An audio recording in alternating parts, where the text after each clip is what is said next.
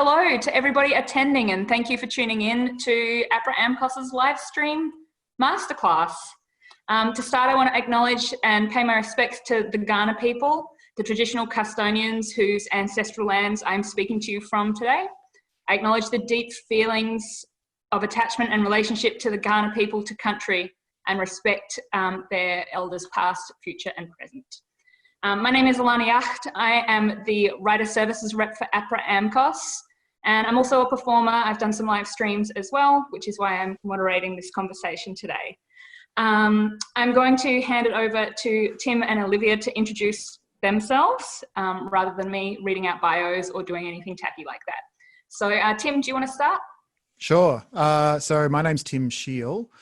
I do a confusing array of things, all vaguely to do with music. And I've been doing that for maybe 15-ish years. I'm currently in my music studio, which is based in North Melbourne, which I share with a handful of other artists. But yeah, quick cheap notes on me. My day job is I'm a radio presenter. I'm the afternoon host for Double J, a national digital radio station that's Triple J's sister station. This afternoon, that's what I'll be doing. I do it every afternoon for 4 hours. And on Sunday nights, I host a show for Triple J called Something More, which has been running since 2014, which is a weekly show all about really interesting and creative music. But aside from radio, I've been a musician for a long time. I've self-released my own music for a long time. Recently got into game composing and have been lucky enough to work on a couple of pretty well-received indie video games called Duet and The Gardens Between, which have won some awards and done some cool stuff. And probably the other notable thing in my music past is touring with Gautier, who's a really good friend of mine and a guy I've worked with a lot over the years in different ways. So I got the chance to tour with him for about 18 months on the Making Mirrors tour, which was literally ridiculous, the kind of cool stuff we got to do, especially for a guy with no previous background in being in a band. So aside from that, I run a record label called Spirit Level, work with a bunch of artists. And yeah, in the last few months, we've all been experimenting with live streaming in different ways. So I did a set for Isolade that was very much an electronic set, which is a different set of challenges to maybe most live streaming. And I can talk a bit about that. But I've also been experimenting with Twitch, Instagram Live, and a couple of the other artists on the label have been doing the same. So we feel like we've learnt a bit in the last few months trying to figure all of that stuff out. Cool, thank you. And Olivia? That was amazing, Tim. You sound very busy. Yeah, I got so distracted I forgot to think about who I am. So I perform as Olympia. I've released 2 studio albums, so I'm a recording performing artist. I tour a lot internationally.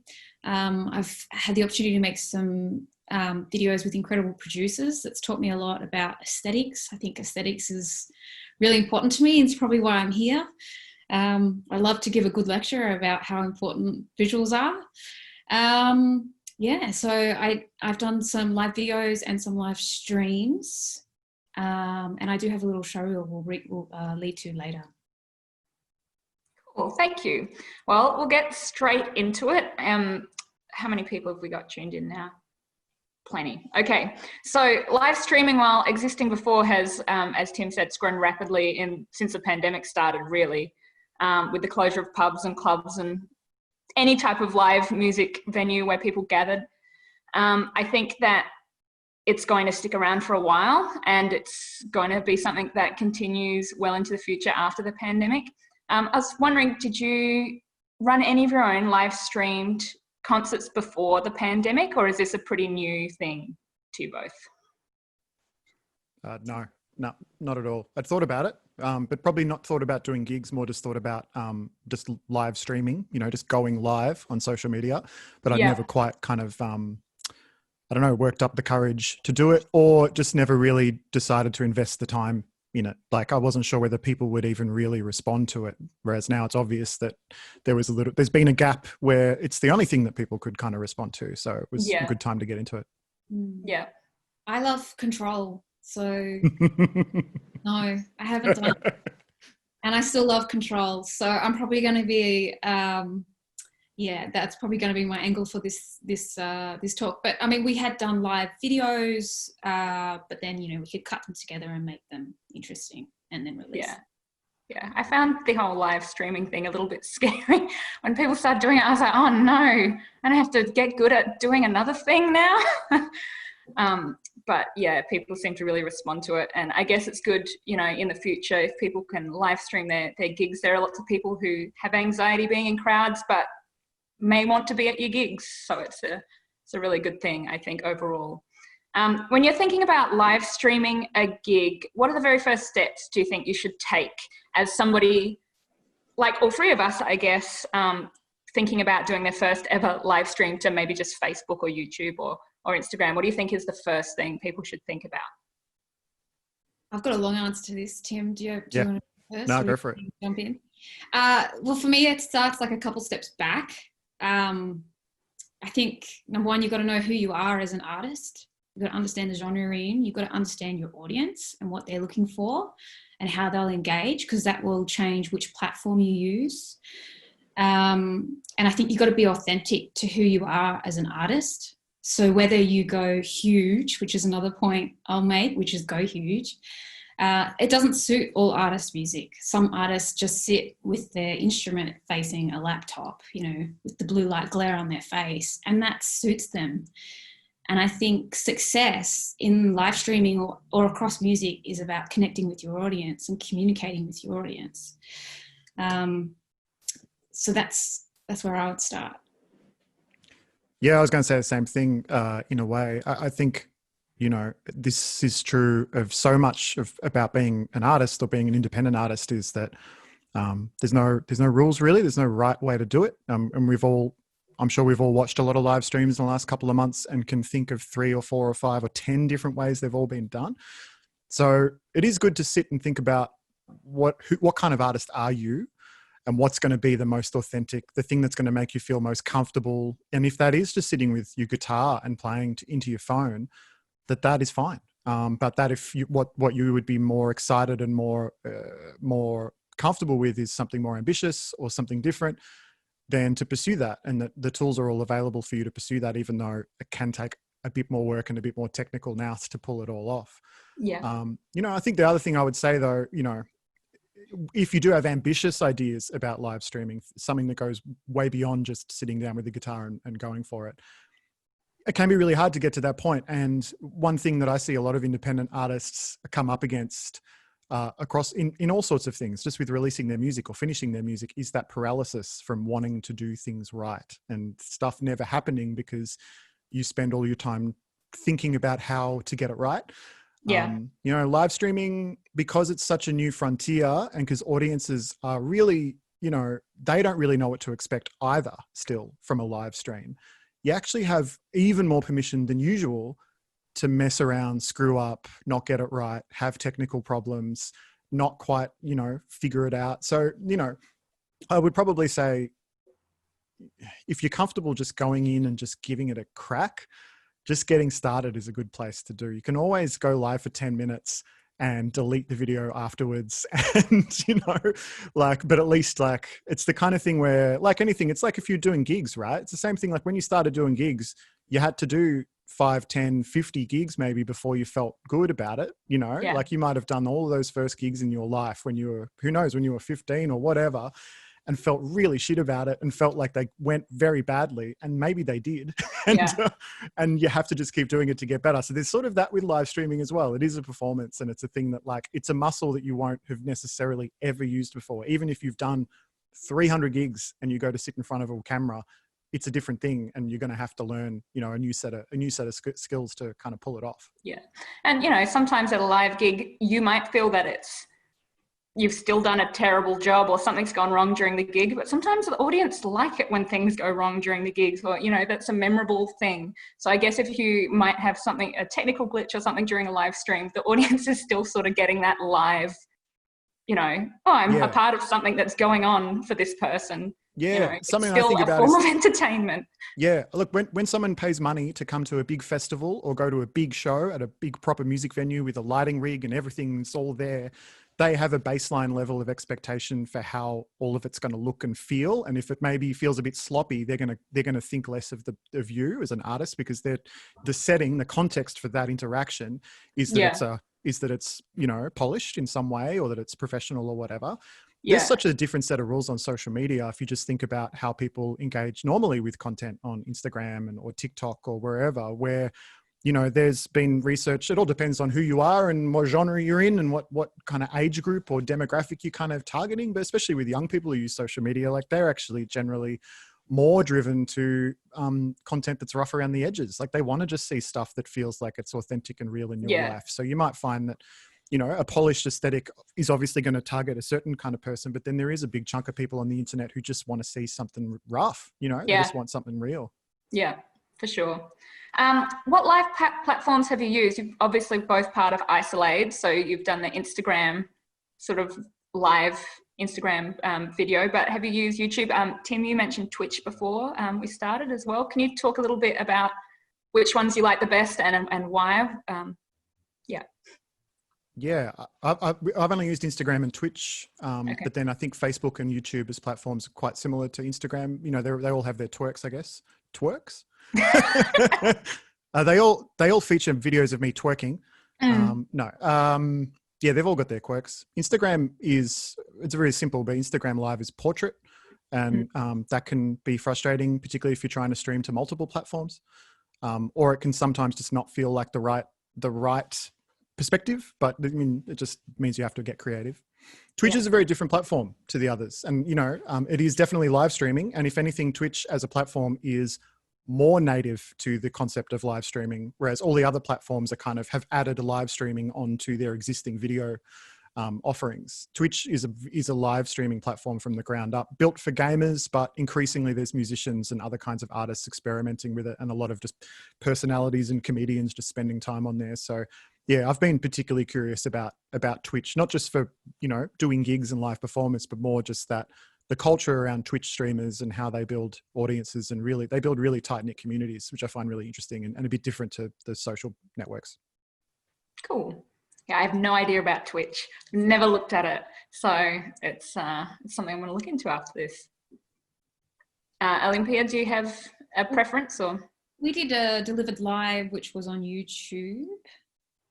Yeah. And I have been some of the artists I follow have done YouTube oriented live streams, which is a little bit different. The audience a little bit older. You know, Facebook is a little bit older. So, I mean, Instagram for me is probably a preference. And for me, I love live gigs, and live streaming is great and will be with us, you know, even though it's continuing to evolve, but it doesn't emulate a live gig for me. Yeah. Facebook, you can get incredible engagement, as well as YouTube, but I don't think they're the people that would come to my shows. Yeah. So would they buy records? I'm not sure. Yeah. Cool. So on that, what do you find that you like and dislike about live streaming performances? Do you find your nerves are better or worse? My nerves are worse. I always get nervous on radio, but not at live gigs. And I feel like I have the same kind of radio interview nerves before a live stream that I don't usually have before a live gig. And I think it's because you don't know, you can't see your audience. You don't know who's watching. And if you say something ridiculous, or like, I'm always afraid I'm going to say something terribly offensive, and it's just there, it's on the internet and people have seen it, and I would never say something like that, but it's just something that's in my head the whole time. Do you have any of those sorts of quirks when you're doing live streams? I think that not having that feedback from the audience, and it's not like necessarily clapping or praise, it's just reading the room, you know, all of that nuance, you just don't have that, and it does feel incredibly exposed. Yeah. Maybe humiliated. But every live stream I've watched, you can see artists struggle with that. And I think it's important, if you're thinking about going into it, just expect it and move forward. Yeah. For me, I couldn't live stream watching the comments. That's terribly distracting. So I would rather just give the performance as if I was in a bubble and hope it translates. Yeah. I've found it mixed. I've done a couple that I've had been able to see the comments, or someone's been reading the comments out to me, and I've been able to, like, you know, say stuff on the mic to the people. I'm like, oh, that's kind of like a gig. But then I've done a couple where I've just not looked at the comments at all and read them later and been like, oh, but this is actually nice, and feels a little bit like less pressure to, you know, think of banter and stuff like that when people are typing is a bit strange. Somebody has just asked if anyone has any experience with TikTok. I don't. Does anyone use TikTok for live streaming at all? No. I appreciate the TikTok animal videos that I am letting saturate my Twitter feed. Yeah.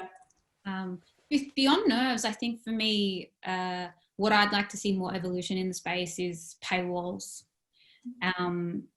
You know, the perceived value of music.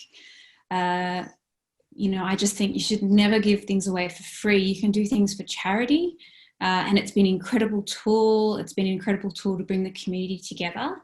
But we need to value our work and realize we're part of an ecosystem. So I know that there is more happening in that space, and there's Cherie who you can follow on Twitter and become a Patreon subscriber of, and she does a lot of work in this space, and that's what I would like to see develop more. Yeah, cool.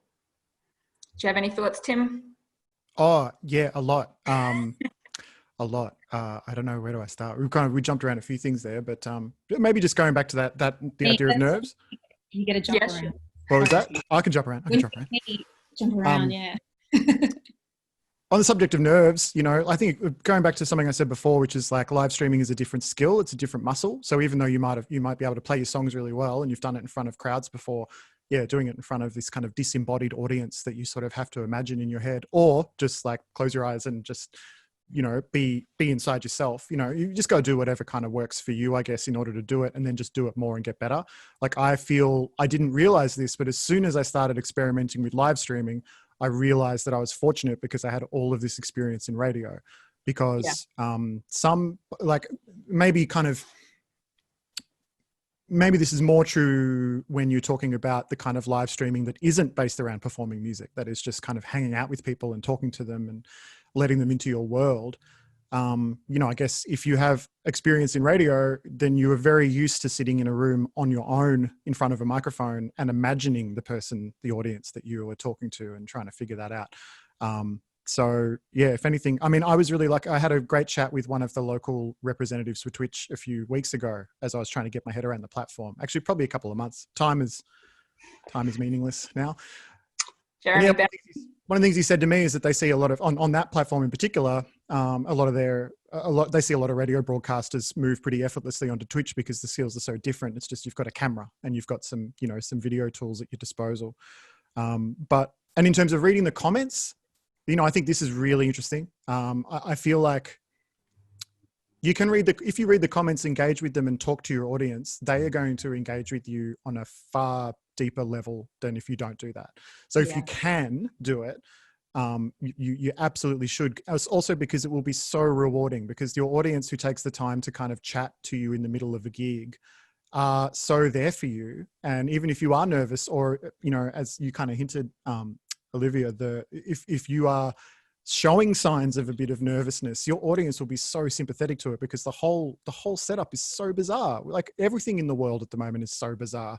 No one's coming to a live stream gig thinking like, yeah, this person's going to nail it. Like, you know, so they'll say something lovely, you can respond to them. And if you can incorporate that, it can be really, really good, even from like a, you know, I don't know, cynical level of making a fan relationship that you can then go on to develop over time.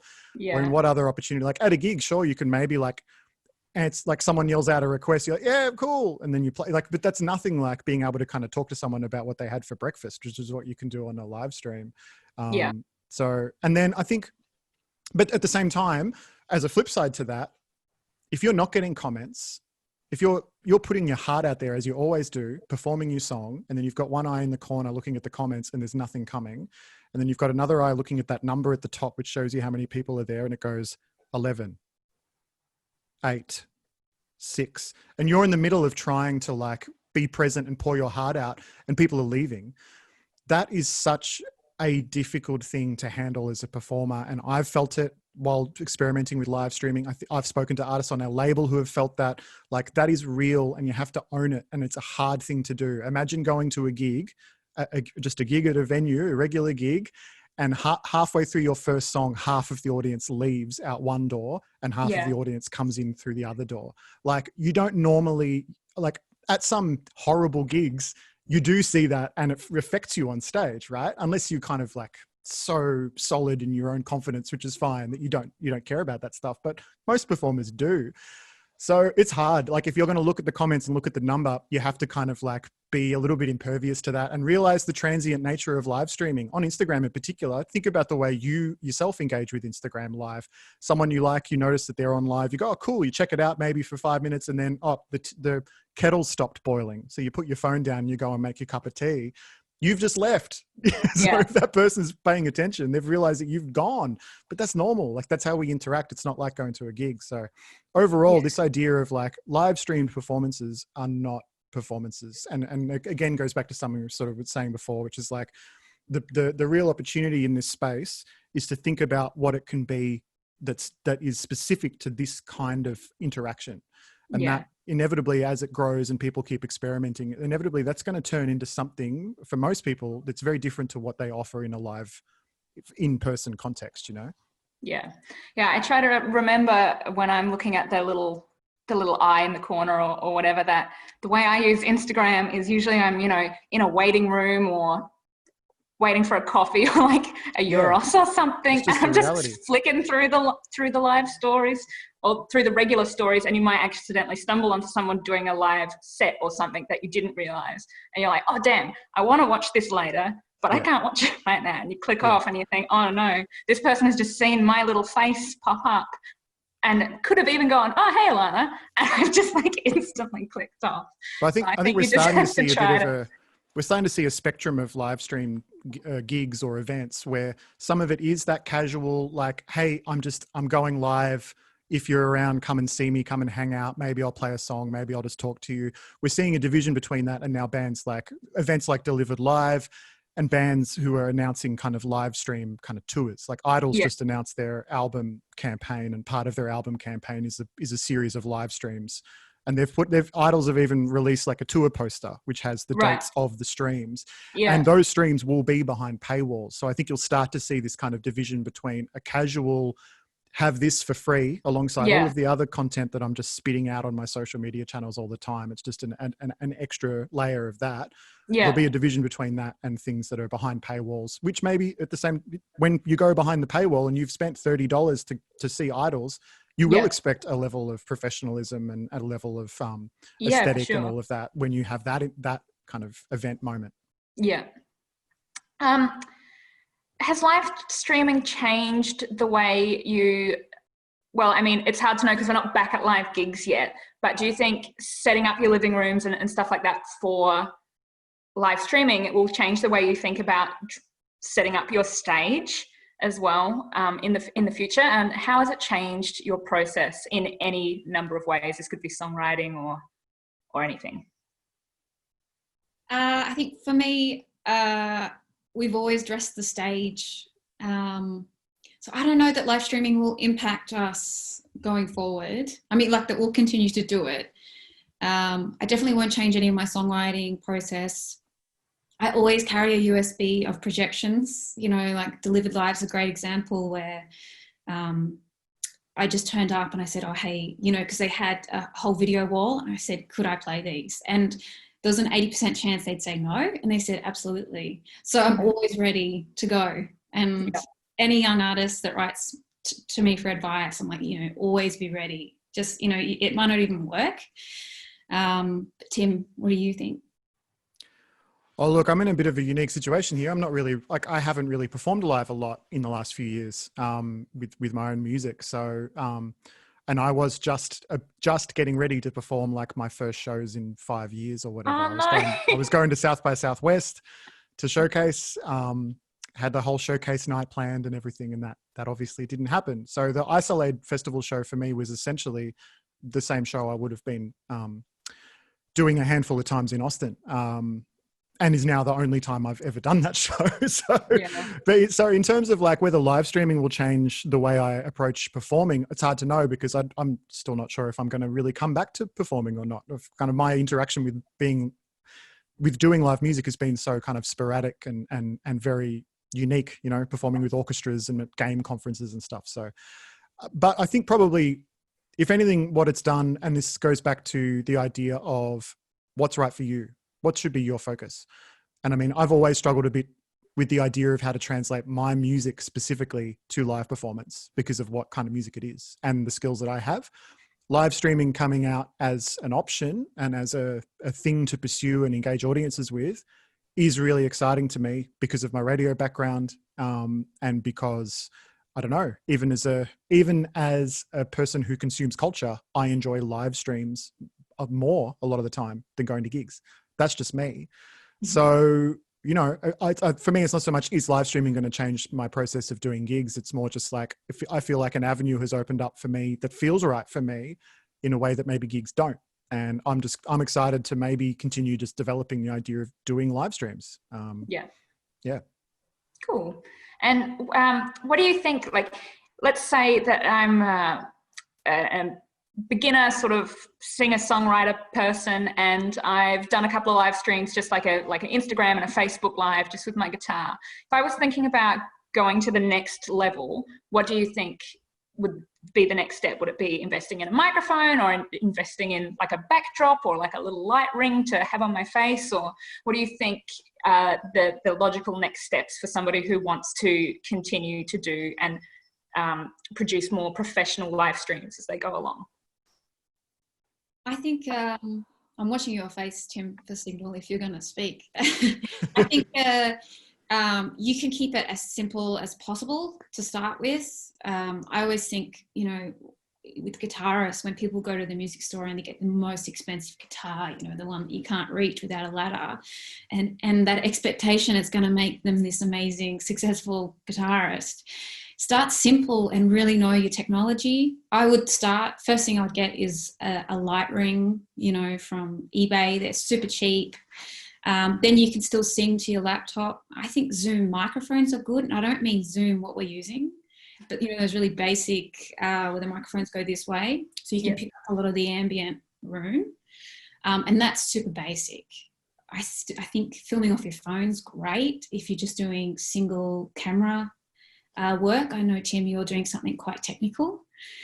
And there are heaps of free apps that are like video apps that can distort and like throw color over the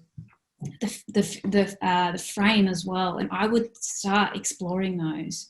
I would do that before you hang fairy lights up, because I'm seeing a lot of that. Yeah.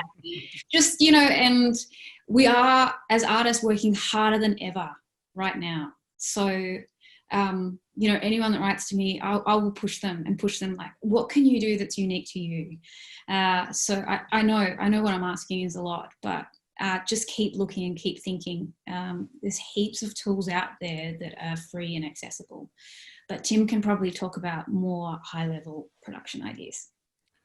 Oh, look, I can, but like, I'm not sure I will, but just because like my approach to the Isolate Festival performance is a byproduct of the fact that I am I just saw this phrase used on Twitter.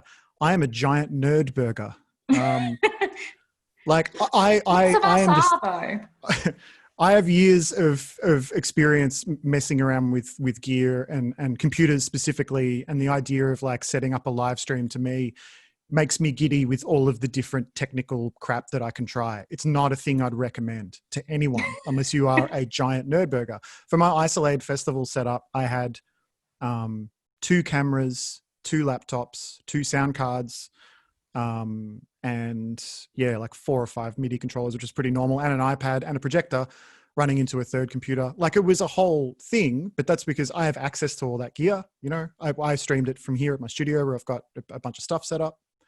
And because spending the 3 or 4 hours to figure all of that out was something I was really keen to do, because I'm actually pretty interested in the idea of doing sort of professional live streaming. So I had to figure out how am I going to get the sound from one computer into another and then stream it to Instagram via a broadcasting software. And, you know, I can go into that, but that's a whole other panel. Yeah. I would just sort of reiterate, there's some super basic things you can do. Yeah, but buy a ring light, because it's going to set you back $30-40, and worst case scenario, you set it up and you look at yourself and you go, oh, I look like an influencer. That goes in the bin. But you might set it up and go, okay, now I kind of look legit. And I understand why everyone looks the way they do now, because they've bought one of these things off eBay or Kogan or whatever. But I think the most important thing you can do is get comfortable with live streaming. So before you invest hundreds and hundreds of dollars in stuff that you've looked up on a website, which is the best gear for blah, blah, blah, just get comfortable doing it. And I guess the other thing I'd throw in there, which is something I did in the process of testing out my set up a dummy Instagram account or a dummy account of whatever platform you're going to use and test it. So for me, I had, I think I actually called my dummy account something like "not Tim Shiel," and people started finding me and following me instantly, which was dumb. But so I mean, a few people got to see it. But yeah, I set that up and I set everything up so it was streaming to that platform, and then I went live, and then I got everything running in here, and then took my phone and went to the next room and watched my own stream on my phone just to see what it looked like. Yeah. You can do so many trial runs and stuff so that you feel more confident before you actually go live. I would recommend doing that. But the more gear you've got, the higher likelihood of something going wrong. So just wade into it carefully and be confident about it. Oh, and something else I should mention: internet signal is so important. Yes.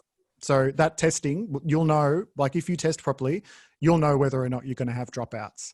Mm-hmm. For example, in my studio, I'm hardwired into the Ethernet in this building in order to have the most solid internet connection I can have. So I'm hardwired into NBN, even though day to day I use a Wi-Fi network here, and that's fine. To go live, especially with some of the, trying to run more complex video, which might require more encoding and more traffic going back and forth.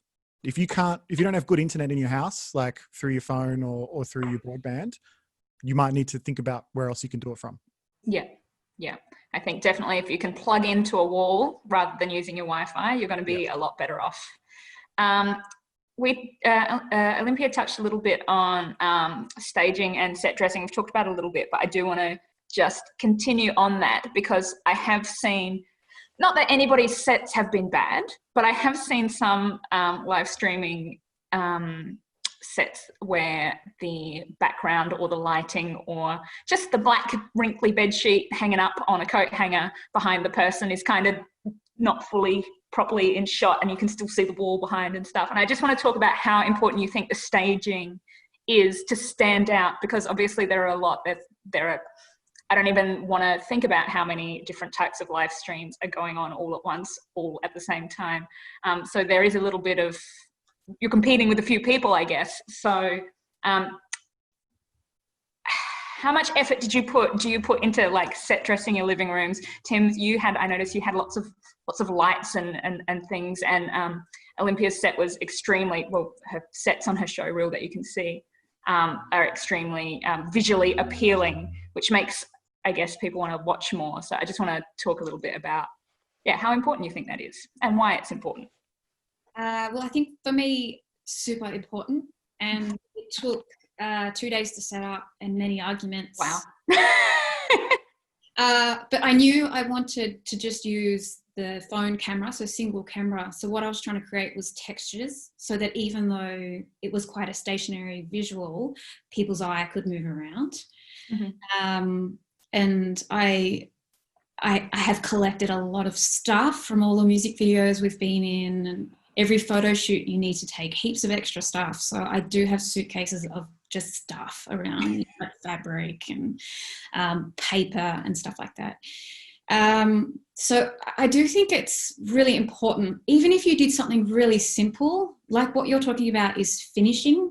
So if you're going to hang fabric, should it be crinkled or is it going to be ironed? Yeah. Like I don't iron things. I just chuck them in the wash. If you hang them up straight away, as my mum taught me, no crinkles. There are lazy things you can do for that. Always check your frame, what's happening. I don't really watch sport, but the AFL shows are always on, when the coaches talk, and they have terrible video technique. They have the laptop down low, their internet connection always fades out. So, we're all doing really well today. Things like that are really important. You know, and I can see some of the comments are about how do you build an audience with live streaming. It is really hard if you don't have an audience and you're putting all this effort in. However, if you manage that magic alchemy of getting a special set, it may get blogged, you know, or someone may share it. And that's what you want. That's when things start to multiply. Yeah. So it's worth ironing just for that. Somebody might take a screen capture and upload it to their Facebook, and then next time you do one, the people who see that might tune in. Yeah. Building audiences is like the magic question again, and a whole other panel. But just on look, you know, something that it really actually just occurred to me now. I kind of wish I'd done this for myself. But if you don't feel like you're particularly confident with visuals and aesthetic, which a lot of musicians aren't, and you shouldn't be ashamed of that. Like, we're musicians. We don't all have like incredible aesthetic instincts. Like, I know I don't really necessarily.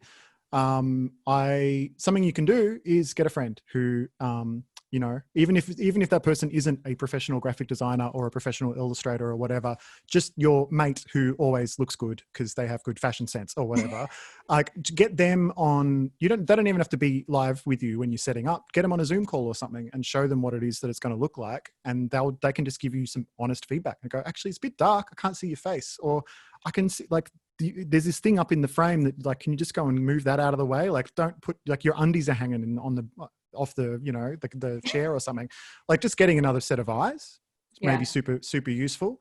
But and also just going back to, like, nothing like, if you're going to invest time and energy in all of this stuff, I think, like, you know, being engaging, having an engaging performance, then it's not going to matter what it looks like. But if you have nailed that part, or you feel really confident with the fact that your performance is great and you're an engaging presence, then like, setting yourself apart with some visuals is super important and can be pretty easy. I mean, like, my setup looked maybe a bit crazy with lots of lights. It's literally just, I have a projector here. I plugged it in. I plugged a computer into it running, you know, again, a USB stick with some projections on it. And I just pointed that at the wall behind me. And that was, I just, you know, some people have projectors in their houses. But, you know, but that's more just an example. Like, you can go to Bunnings, go and look at the light section in Bunnings. You know, there's more advanced versions of fairy lights and stuff. IKEA have things that change color and stuff. And, like, it's just experimenting and mucking around. You can do things pretty quickly and on a budget if you don't have necessarily the budget or the time to really go deep and do something like high production, you know. I saw a band, even just, they were playing as a trio, and they had just put all of, I can assume, all of the pot plants that they had in their house. Like, I don't think they had anything else at their disposal, but every pot plant was sort of like stacked up in like a little kind of pyramid behind them. And I was like, well, that's interesting. That, like, didn't cost any money, or it didn't take a hell of a lot of effort other than carrying a few pot plants up the stairs or whatever. But it looked really, you know, it was something interesting to go, oh, what plants are they growing in there? You know, so you can do all sorts of little things just to make it a little bit better than maybe a blank wall or your bed head if you're sitting on your bed or whatever you're doing. So you both performed as part of Isolate, which I'm guessing a lot of the people who are watching this today may have heard of. So it was an Instagram festival. It's been going since the pandemic started over the weekends. I was wondering, what was the process of you two getting involved in that festival? You were approached, and how have you booked other live streaming gigs that weren't necessarily ones you just started, that were organised by a third party? Was there a process, or was it just you became a part of it? Because that happens sometimes. I think for me, they reached out to see whether I'd be interested. It was as simple as that. Cool. Same with you, Tim? No, I don't have a booking agent or any kind of representation. And I work with a label of artists called Spirit Level. None of us have booking agents, so we're not really connected into the live scene, which means that I think our artists, probably like maybe a lot of APRA members would feel, are a bit of a blind spot, that don't kind of get access to opportunities necessarily. So, but thankfully I've kind of been around long enough that I have a bunch of personal relationships. So when I saw Isolade start up, I knew Em Ullman, who's one of the main programmers for it.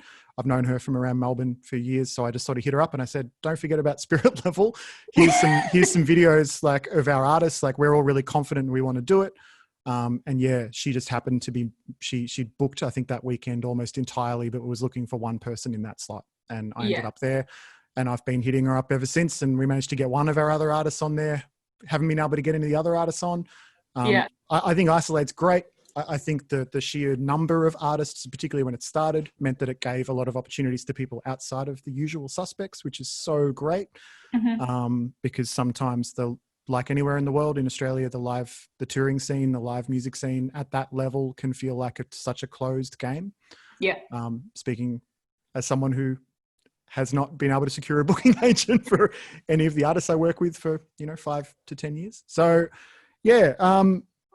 So I guess I'm just hitting them up, but knowing that it's really hard. That literally everybody in Australia is hitting up Isolate at the moment to try and get onto those slots, and that they are just human beings trying to process a large number of requests, and that they're trying to balance opportunities for emerging artists with bookings that will bring more attention to their cause overall, which is that's the same challenge that all music channels and institutions and organizations face, which is balancing giving opportunity to emerging artists with, giving space to artists that are going to bring audience.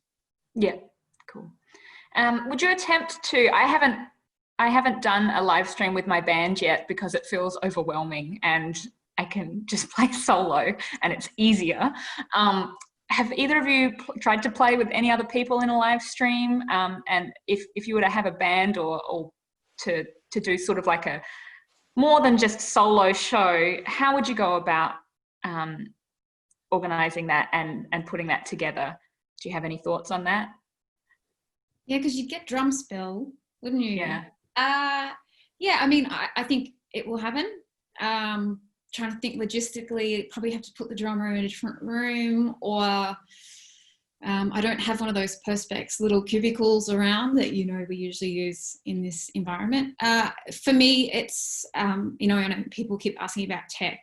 I just want to get one mic in a room. So even if that's just me or with a band, so that would be about compromising the performance to make sure I could still just use one microphone, and I would have, like, we had our amps in the live streaming, but it's all going towards one microphone.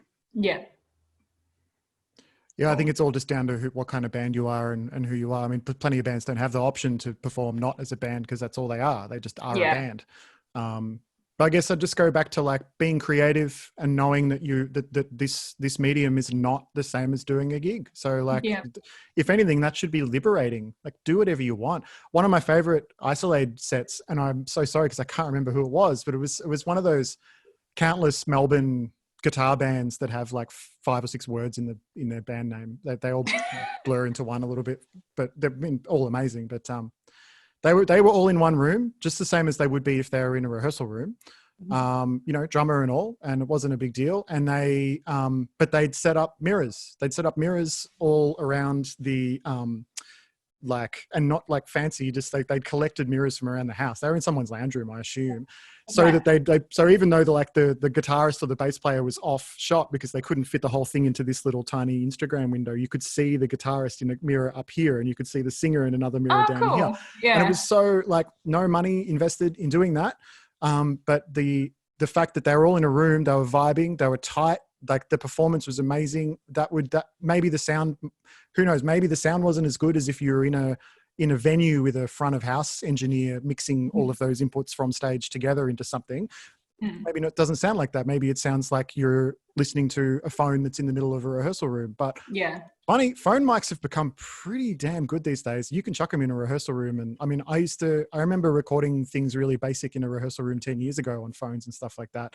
And it would just be a piece of shit, unlistenable. Yeah, it's not worth it. Now, like phones can some people use the sound of a phone recording something distorted as a vibe in a finished product. So, you can just sort of like, preface the creativity over the sound quality, remembering that so many people are just watching it on the phone. So it's all coming out of that. So don't stress too much about what's going in, as long as it's really compelling, Yeah. And I have seen that more and more, I mean, I'm based in Adelaide, but more and more venues here have, invested some funding into getting some cameras and getting a setup going. And there are more band gigs happening they're still live streaming to YouTube or whatever they're doing, and they still have to be socially distant because they're at a pub and there's regulations there. But, and they should be socially distanced anyway. But I have seen that more and more bands are slowly being able to get onto some of the bigger stages here in Adelaide and, be separate and still able to do their show. And they might just have to have like a palm tree or something in between them to fill in the space between the members. But I have seen that's happening too. So hopefully more bands will be able to have those opportunities as we go along. What's required for a top tier live stream? Do you need a team of people, a camera operator, a sound tech, roadies, multiple cameras? Yep. Do you recommend going for any of these types of things or not? I mean, yeah, like that's top tier. Yeah. But I mean, unless you're a Radiohead, I'm not sure. Yeah. I mean, again, it comes back to what type of artist you are, where you're at, how you want to communicate with your audience. I mean, we tried to film my Isolate set through a Mark I, like a Canon, a very expensive camera, and it was a complete disaster. And it was the iPhone. Yeah. I mean, that's a bad example. I'm the opposite of a nerdburger where I'm extremely ambitious, but it always falls apart at the end. So you have to have a fallback. Yeah, I think it's way more important you know who you are as an artist than getting the huge gear. Yeah. But going back to something Tim said earlier about having a friend like look at your set and set dressing, and I'm seeing a lot of questions about building an audience. I think another key thing is to collaborate with other artists, to share props, share sets, because then you're also going to share audiences. And that's a really great way of building not only support, mental health support, staff support, but also audience. Yeah.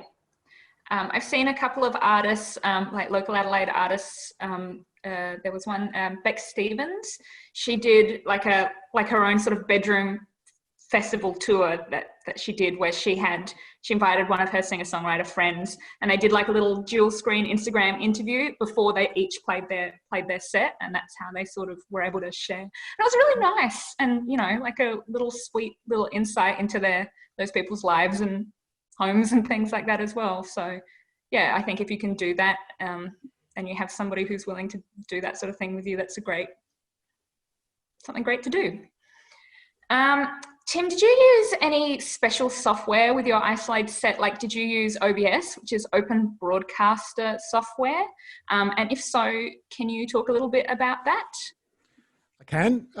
So I used, trying to remember, I think I did use OBS. There's actually there's a version of OBS called Streamlabs OBS, which provides a few different options. But I think at the time they hadn't launched their Mac client, which they kind of rushed together during lockdown. So I was using an OBS on PC.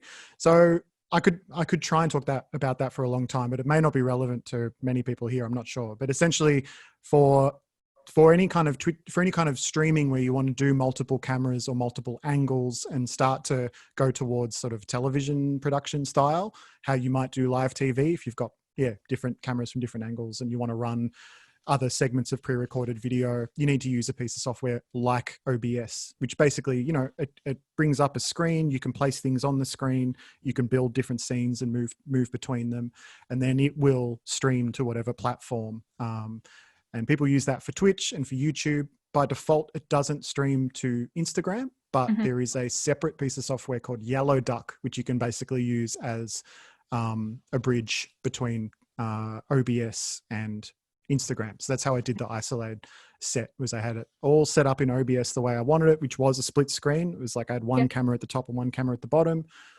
That was it. I didn't really do anything more ambitious than that. Although I've got friends, one of the artists on our label, Brailleface, if you ever get the chance to check out his Instagram live shows, he doesn't record them. So you sort of have to catch them when they're on. but he has gone off the deep end with that style of live streaming. So when you watch him, you will see little commercial breaks that he's made. You'll see overlaid moving videos, multiple multiple angles on his performance, and he does it all as one guy, just pressing buttons to make things shift while he performs, which I would not necessarily recommend to anyone that they aim to do that, because it's again nerdburger stuff. Like you got to build to getting to that point. But yeah, so that was the software I used for that. And now, when I do Twitch streaming now, I'm pretty much using Streamlabs OBS streaming direct to Twitch. Yeah.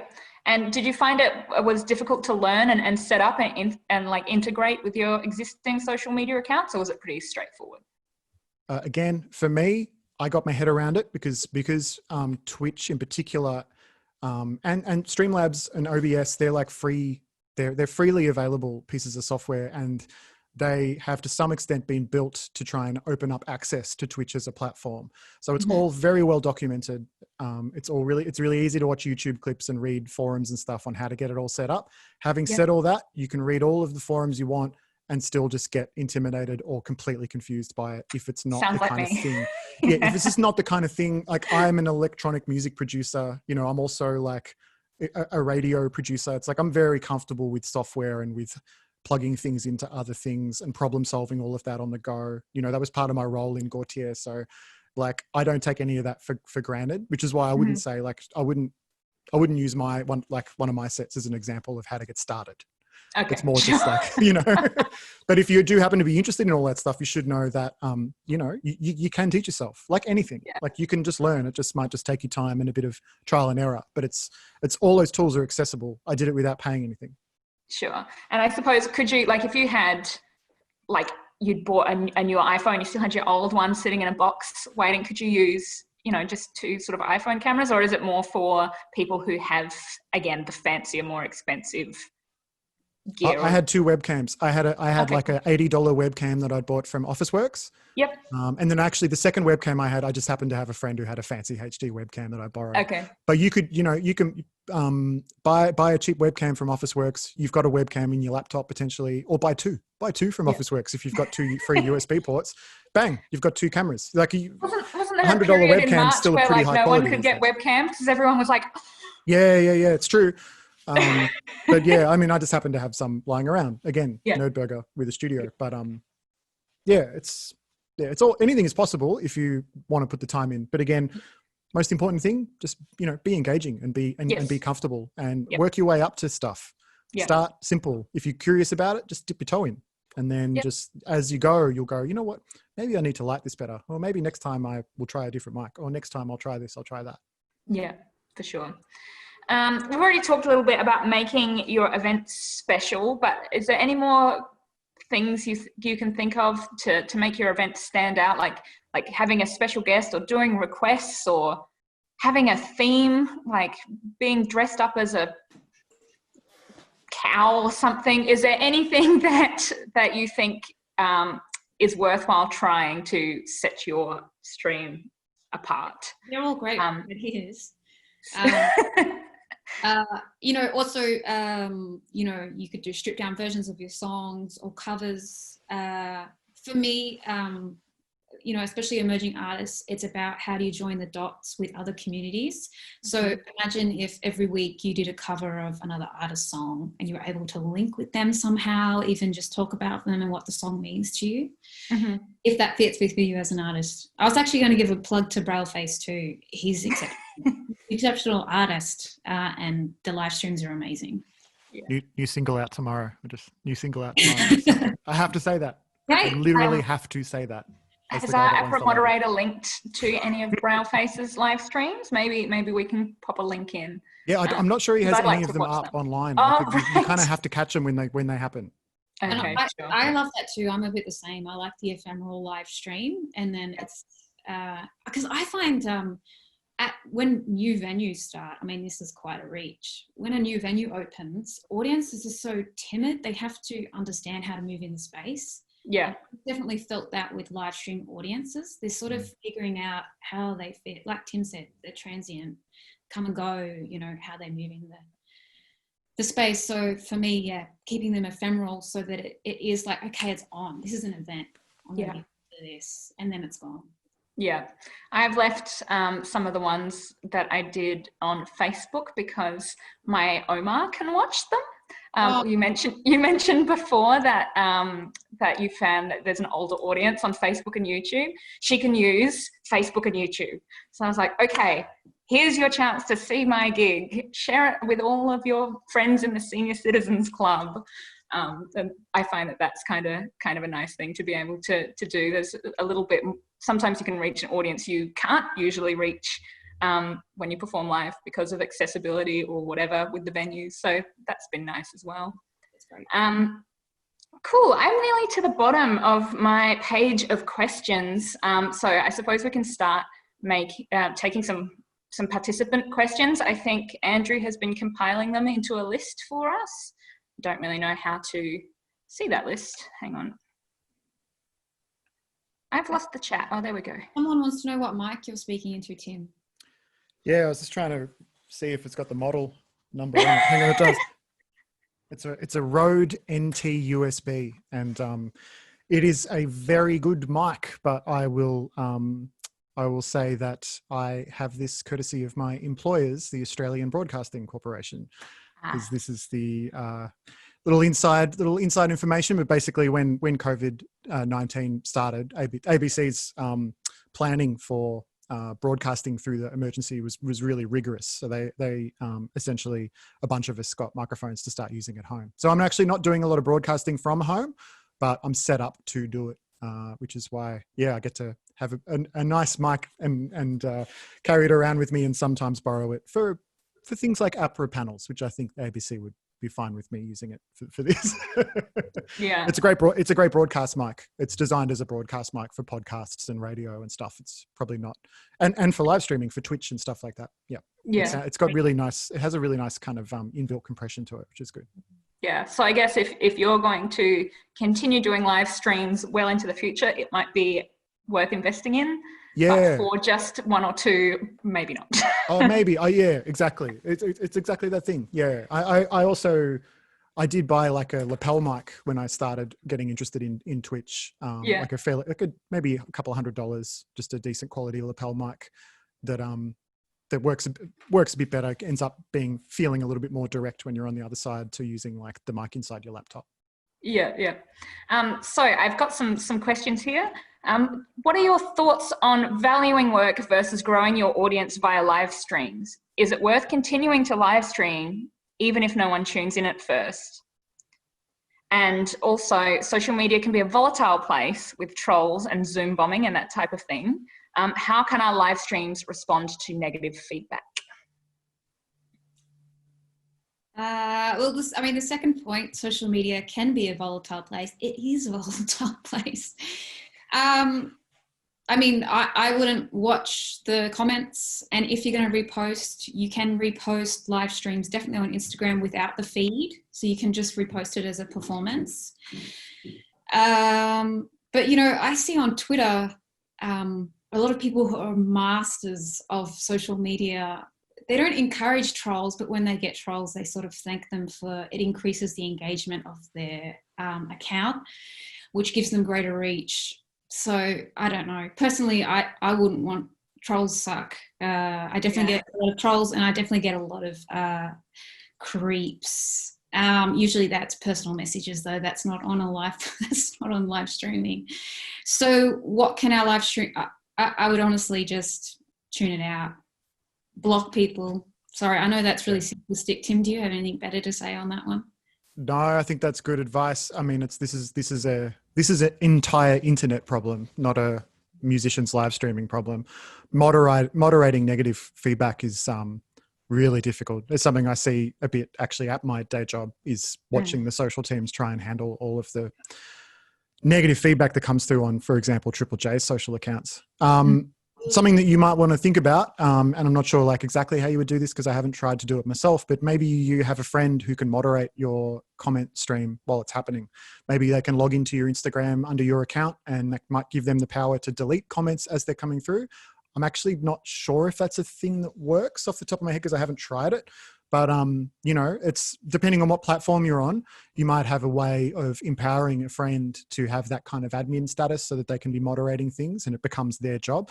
Even beyond just handling negative comments, sometimes it's useful to, I think about this a lot because you're going to have, if you're doing all this yourself and you're playing songs and your songs are 4 or 5 minutes long, you might have people engaging with you and you can't possibly, not only can you not look at the comments maybe, but you can't respond, you can't say anything.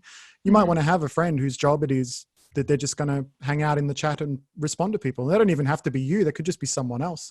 I know that I've done this myself a couple of times with some of the artists who have live streamed because I know that they're in the middle of a song. Someone asks like, where can I get this song? I can be logged in as the label and say, oh, head here. You might want to consider having a friend who is that moderator or that interacting person who can just say like, hey guys, how good is this? You know, you can follow such and such on Facebook. Here's the link.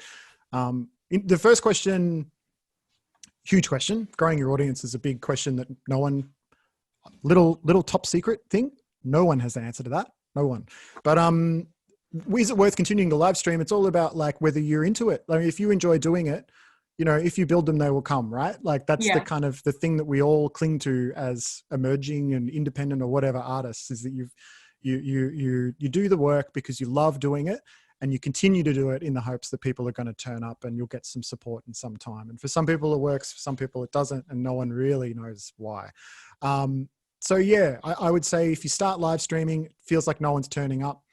Maybe, you know, maybe live streaming isn't the thing for you. That's fine. Invest your energy somewhere else. Maybe you love it. Maybe you love doing it. And so in that case, just keep doing it and maybe think about new ways that you can be promoting it on your other channels or trying to pull people into it. But just go, you know what, screw it. I love this. I'm going to do it every week for 6 months, even if no one's here, because I just love doing it. And then, you know, you might be surprised. You're going to get really good at it if you do that. Yeah. And it's also about resetting your expectations in terms of numbers, like just pure numbers. Because I know that going back to Twitch again, which I guess my head's been there a little bit, but I know that, so I was talking to this guy, his name's Lewis. He works at Twitch in Australia. We were having this open conversation. I don't think he'd mind me sharing this. He was saying that some people in the music industry had struggled with Twitch because they would go to a Twitch stream and see that there were like 1,000 people watching and go, 1,000? Like, you know, I'm used to my artists getting 200,000 streams on Spotify or having like X number of people following them on here. 1,000's nothing. On Twitch, 1,000 is huge because it's 1,000 incredibly engaged people who are desperately interested in what you're doing. And they're probably the same people that are buying your t-shirts and your records and all of that kind of stuff. They are your super, super, super fans. So if you live stream every week and you get the hang of it and blah, blah, blah, you pick up 5, 10, 20 people who turn up every week. They're turning up every week. Like those 10, 20 people are potentially more valuable than 10,000 streams you might get on Spotify on a monetary level. Because they're the people that if you can get their email addresses or you can kind of find a way of contacting them and engaging them with merch that you're selling or other opportunities, start a Patreon. You might find that those 10 people are willing to give you $10 a month on Patreon. You got $100 a month. It's a start. That $100 you invest back into other marketing or into something else, and you can sort of build really, really slowly and organically from that. So, you know, it's not a quick fix and it's not a band-aid. It's not a solution to all of the structural issues in the music community, of which there are many. But it is simply a new opportunity. And if your skill set is, you know, feels like it's in the right spot for it, just keep going. Yeah, absolutely. Well, we'll wrap it up, I think. Thank you to you both for speaking so eloquently on this panel and answering my questions. Do you have any final thoughts, final little statements you'd like to relay to our audience? Look, I know I've said this a couple of times, but I would say bolster your work, because I've just seen another question come through about, you know, growing your audience again. And the more you can work with other artists that are at a similar level or maybe like a click above, and, you know, you can really strengthen your own work. I think that's really important. Yeah. I love talking about this stuff when I can find time. So I'm always willing to answer questions and get into things with people. So yeah, I think a couple of links have gone up with my various places I am on the internet. But I'm going to chuck my email address in too. I mean, if anybody just wants to hit me up, with questions or wants to keep talking, yeah, I try and find time, and I usually do eventually find time to answer questions. So if anyone's got more stuff they want to get into, just hit me up. Absolutely. And I will add that if anyone has any APRA questions, which we didn't even get to, please email writer@apra.com.au, and myself or one of my colleagues will respond to you with anything about licensing or doing covers or any of that kind of thing. Anyway, thanks again to both of you, and thanks to everyone for tuning in. It's been great to chat. Thank Bye. you.